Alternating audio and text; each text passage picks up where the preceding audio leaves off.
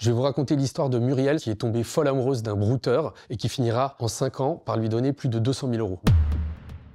Muriel, c'est une femme qui est méfiante, qui a la tête sur les épaules. En 2017, elle est veuve depuis 2 ans et ses filles l'encouragent à rencontrer quelqu'un. Elle s'inscrit en traînant des pieds sur un site de rencontre. Elle découvre une perle rare. Il s'appelle Charles Leroux. Elle s'aperçoit que c'est un type qui est extrêmement fortuné, qui a un hôtel de luxe dans les Alpes, un yacht. Il a un hôtel particulier à Paris. Donc elle se demande d'abord, mais qu'est-ce qu'un homme comme lui peut trouver à une femme comme moi, veuve, employée de mairie? Elle, Muriel, elle est plongée dans un état d'excitation qui est celui de la lune de miel prolongée. C'est-à-dire comme au début d'une histoire d'amour, on va rencontrer la personne.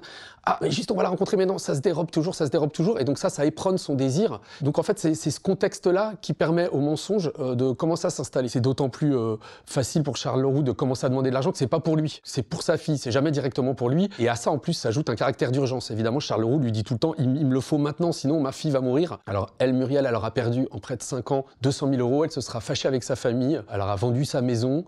Elle se retrouve même à un moment, elle sait plus où dormir. Mais surtout, même s'il y a des doutes, on s'aperçoit de manière assez fascinante que Muriel, elle refuse de les voir. Et il y a un moment, une scène que je raconte dans le livre, elle réussit à localiser le bateau du vrai Charles Leroux, son yacht. Donc elle arrive sur son bateau et elle lui dit « Charles, on est ensemble, je t'ai donné plein d'argent ». Et donc lui, évidemment, il la connaît pas. Le vrai Charles Leroux lui dit « Non, s'il vous plaît, descendez de mon bateau ».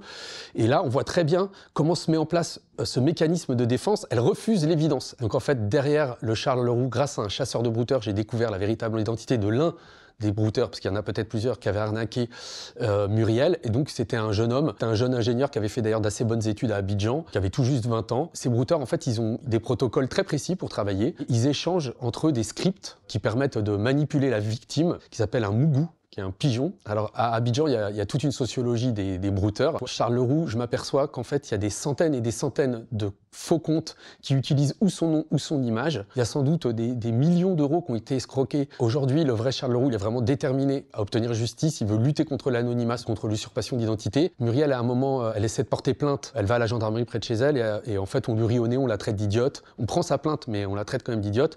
Donc elle perd toute confiance en la justice pour résoudre son cas. Et donc ce qu'il faut comprendre, c'est que ça peut vraiment arriver à n'importe qui, tellement les procédés des cyberescrocs sont habiles. C'est sûr que de manière juridique, aujourd'hui, de l'extérieur, on se dit, il y a une sorte de consentement au mensonge. On se dit, ah, mais comment on a pu se faire voler autant d'argent sans jamais rencontrer la personne? Mais ce consentement fait que parfois il est difficile, c'est vrai, de judiciariser les choses.